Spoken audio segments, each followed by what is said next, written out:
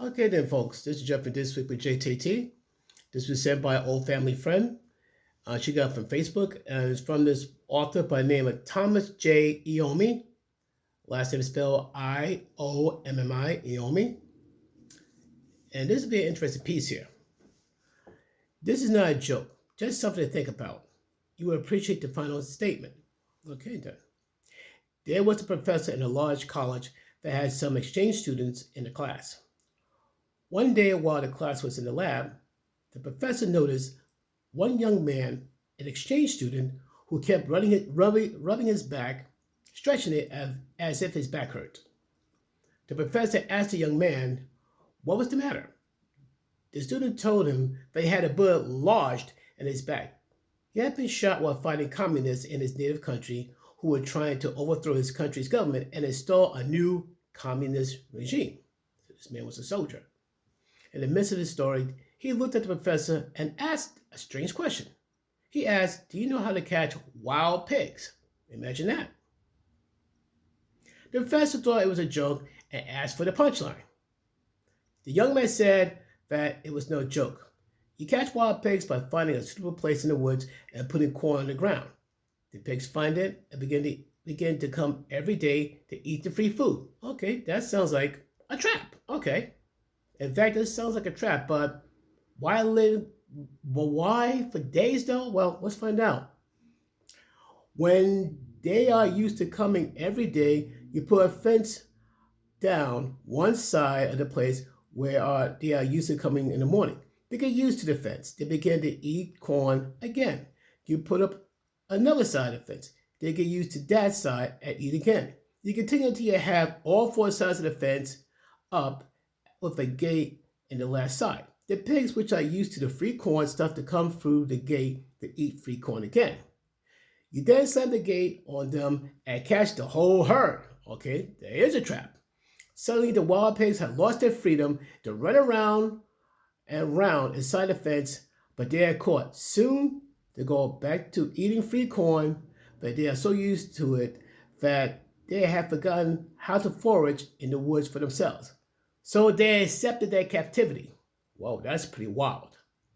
The young man then told the professor that this is exactly what he sees happening in America.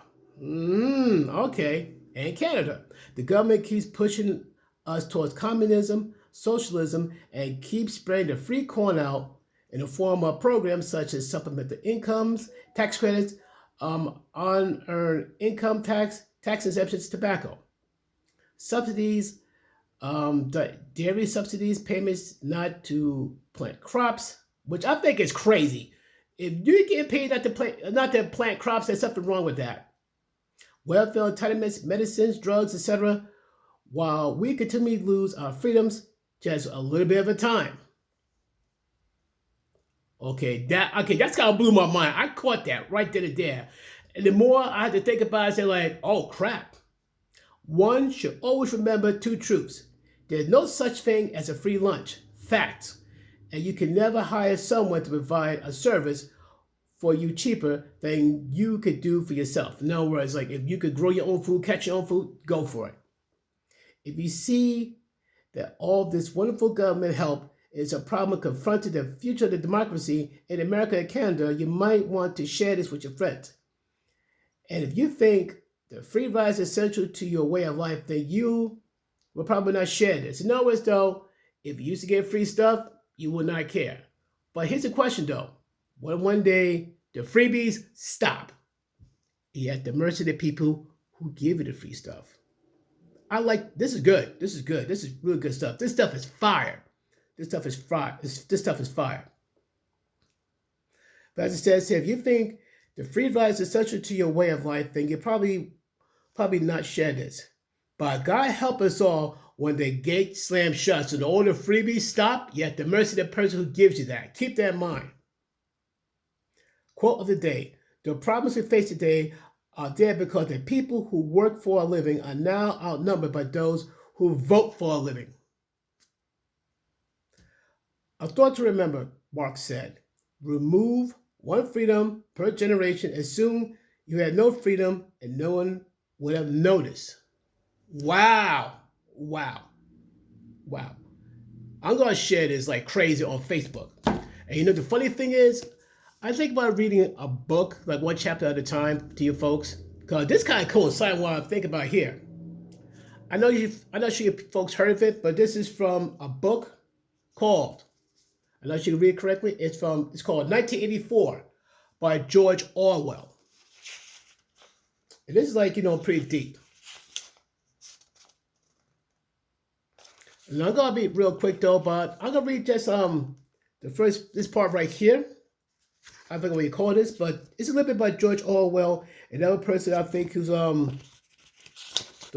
with a foreword from Eric Fromm. This is by George Orwell. Okay, George Orwell, pseudonym Eric Blair, from 1903 to 1950. So he died at a young age, like in his 40s. Was born in Bengal and educated in Eton. After service with the Indian Imperial Police Force in Burma, he returned to Europe to earn his living penning novels and essays. He was essentially basically he's a political writer, a political writer who focuses his attention on his own times. A man of intense feelings and fierce hates. An opponent of totalitarianism, he served in the loyalist forces of the Spanish Civil War. Besides his classic Animal Farms, his works include a novel based on his experiences as a colonial policeman, Burmese days, 2 first-hand studies of poverty, down and out in Paris and London, and the road of the Wigan Pier, an account of his experiences on the Spanish Civil War. Homage to Catalina, no, I'll make sure I'm reading this correctly, is Catalonia, Catalonia, an extraordinary novel of political prophecy whose title became part of our language in 1984.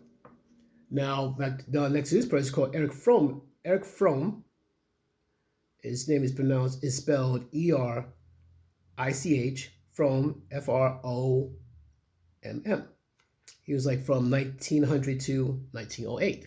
Sorry, not 1900, it's 1900 to 1980? Wow, this guy was old. This guy, apparently, but he lived way longer than George Orwell. He was born in Frankfurt am Main, Germany. After studies at the University of Heidelberg, MUC, in Frankfurt, he completed his professional training at the Psychoanalytic Institute in Berlin and set up practice as a psychoanalyst. In 1934, he left Nazi Germany for the United States and taught a number of prominent institutions before joining the psychology faculty of New York University, where he worked like from 1962 to 1980. Among his most influential works are Escape from Freedom, which is in 1941, A Man for Himself, An Inquiry into the Psychology of Ethics, 1947, The Art of Loving, An Inquiry into the Nature of Love, 1956, and To Have or To Be, 1976. So this talks about like how the government tried to control people, if I'm hearing correctly though. There's like so much stuff I want to talk about from 1984. This is the first time I got to read this book to you guys, but I need to know if you guys want me to read this. I need at least 100 likes. Bare minimum, 20 comments. So I need 100 likes and 20 comments before I think about reading this book, because I will make sure if I read this book, I want to have enough people to justify me reading this. So I'm in there, folks. When you think about this, let me know in the comments down below, and don't be afraid to comment and give me lots of likes. 100 likes equal me reading this. Other than that, folks, thank you and peace.